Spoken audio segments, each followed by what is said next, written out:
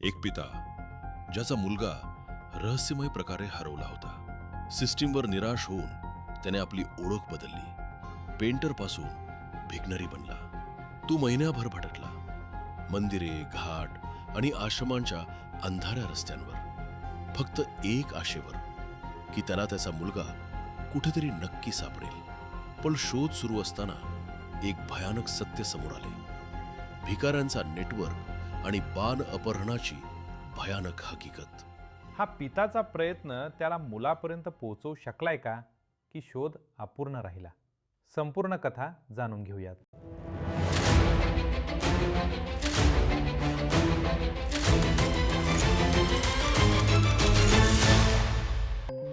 आजच्या एपिसोडमध्ये आम्ही घेऊन आलो आहोत उत्तर भारतातील एका सुंदर राज्याची केस, उत्तराखंड. तिथे काय घडले, चला सविस्तर पाहूया. उत्तराखंड, ज्याला देवभूमी म्हणून ओळखले जाते, शांत नद्या, बर्फाने झाकलेले डोंगर आणि गंगा यमुना सारख्या पवित्र नद्यांसाठी प्रसिद्ध आहे. केदारनाथ, बद्रीनाथ, यमुनोत्री, गंगोत्री यांसारखी पवित्र स्थळे येथे आहेत आणि प्रत्येक वर्षी लाखो श्रद्धाळू चारधाम यात्रा करण्यासाठी येथे येतात. त्याच राज्यात गंगा नदीच्या काठावर पवित्र शहर हरिद्वार आहे. हे फक्त हिंदूंना श्रद्धेचे केंद्र नाही, तर जागतिक पातळीवर पर्यटकांना आकर्षित करणारे शहर आहे. योग, अध्यात्म आणि पर्यटनासाठी येथे मोठ्या संख्येने स्थानिक आणि विदेशी पर्यटक येतात. या पवित्र शहरात एक साधा आपल्याला कुटुंब समजतो. तो घर आणि गाव, छोटे मोठे बिल्डिंग्स आहेत. आपल्या कुटुंबासाठी शिवाय कुटुंबात तीन मोठे आणि दोन लहान मर्यादित कुटुंबात आणि त्याचं जीवन कायमच बदलतं. 17 जुलै 2000 त्याचा 12 वर्षाचा आईने शेजारी मुलांकडून विचारलं, पण कोणीही त्याबद्दल काही माहिती देऊ शकले नाही. चिंताग्रस्त आईने पतीला फोन केला. पेंटर वडील घाबरले आणि लगेच मुलाच्या शाळेत गेले.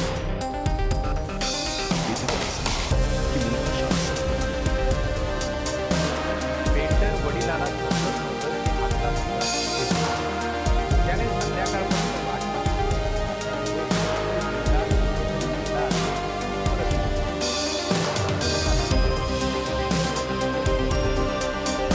त्यांनी जवळच्या पोलीस स्टेशनमध्ये जाऊन मुलाच्या हरवलेल्या व्यक्तीचा बऱ्याच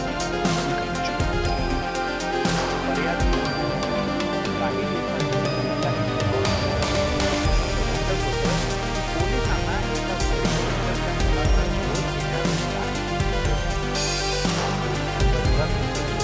वडिलांनी एक असा निर्णय घेतला की तो बहुतेक हरवलेल्या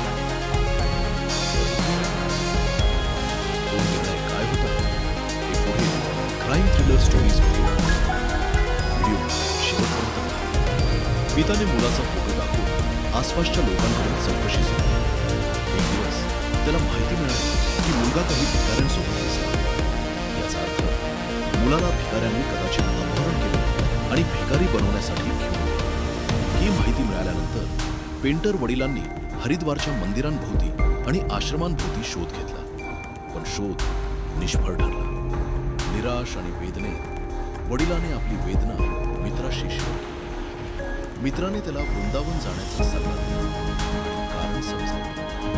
त्याला भिकाऱ्यांच्या नेटवर्कद्वारे चालणाऱ्या बाल अपहरणाची शक्यता होती, कारण वृंदावनमध्ये मुलांद्वारे भीक मागणे मोठ्या प्रमाणावर होते.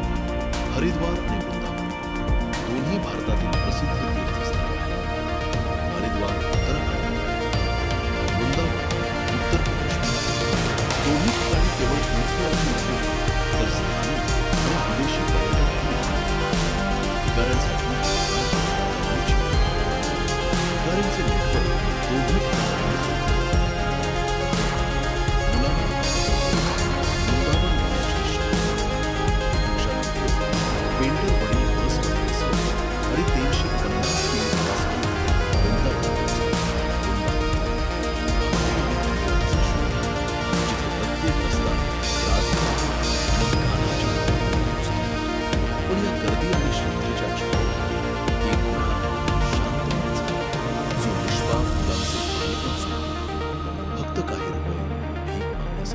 वडील वृंदावन पोचल्यावर त्यांनी आपली पेंटर म्हणून ओळख लपवली आणि भिकारी बनले. ते जुने फाटलेले कपडे घालून रस्त्यावर भीक मागायला लागले.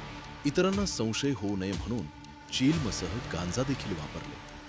रात्री ते मंदिरांबाहेर किंवा रस्त्यांच्या कोपऱ्यावर रुग्ण झोप घालायचे. काही आठवड्यांनंतर एक दिवस त्यांनी आश्रमाच्या छतावर मुलाला पाहिले. शेवटी शोध पूर्ण होण्याची आशा दिसू लागली.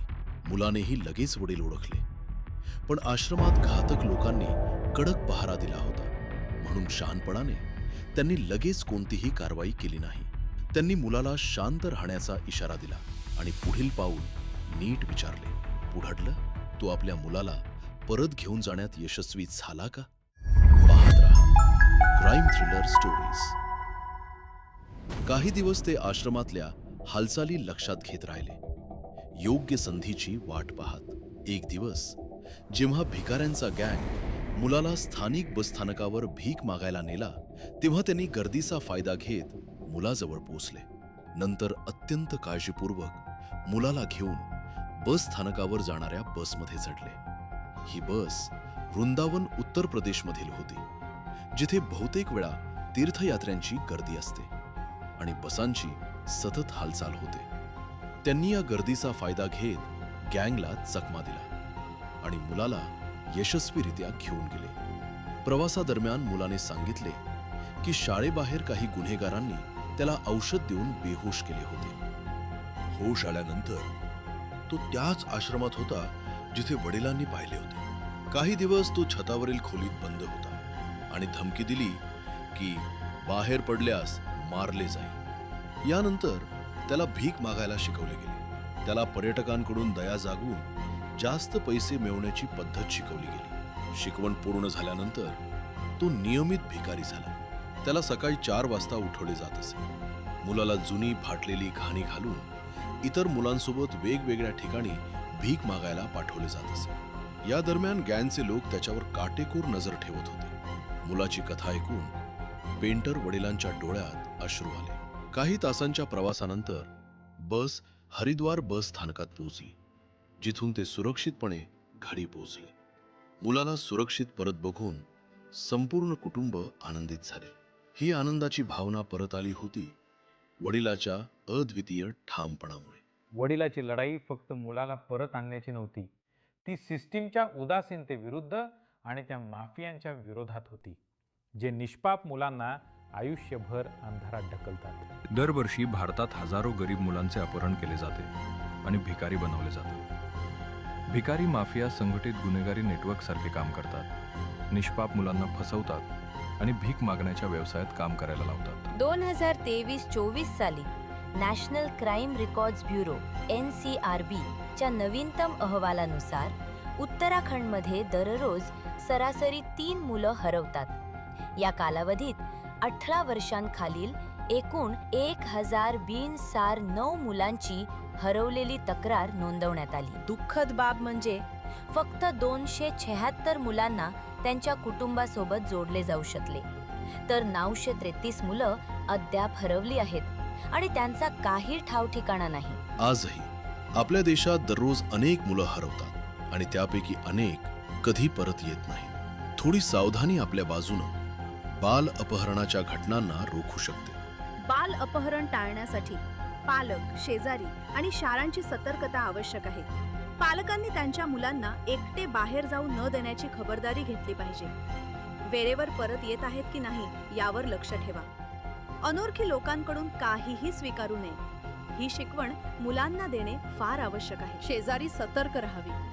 परिसरात काहीही संशयास्पद हालचाल दिसल्यास लगेच माहिती द्यावी. एक क्षणाची चौकसपणा अनेकदा मुलांच्या सुरक्षिततेवर मोठा परिणाम करू शकते. शाळांमध्ये सुट्टीच्या वेळेस विद्यार्थ्यांवर सतत लक्ष ठेवावे. गेट्सवर कडक सुरक्षा असावी आणि प्रत्येक विद्यार्थ्याचा सुरक्षित प्रवास सुनिश्चित करावा. सावधगिरीच मुलांना सुरक्षित ठेवण्याचा एकमेव मार्ग आहे. या कथेत उल्लेख केलेल्या पात्रांची नावे शेअर केली गेली नाहीत, कारण पीडित अल्पवयीन आहे आणि पीडित कुटुंबाची ओळख सुरक्षित ठेवणं आपली जबाबदारी आहे. थोडं विचार करा. हा पिता जे काही करून आपल्या मुलाला परत आणला तो एकटा होता का? जर तुम्हाला कोणत्याही हरवलेल्या मुलाची माहिती असेल तर कृपया जवळच्या पोलीस स्टेशनशी संपर्क करा किंवा चाइल्ड हेल्पलाईन 100 वर कॉल करून माहिती द्या. ही केस आपल्याला शिकवते की जेव्हा मनात ठाम निर्णय असतो तेव्हा काहीही अशक्य नाही. पेंटर वडिलाने आपल्या मुलाच्या शोधात जे काही केले त्याबद्दल तुमचं काय मत आहे कमेंटमध्ये नक्की सांगा.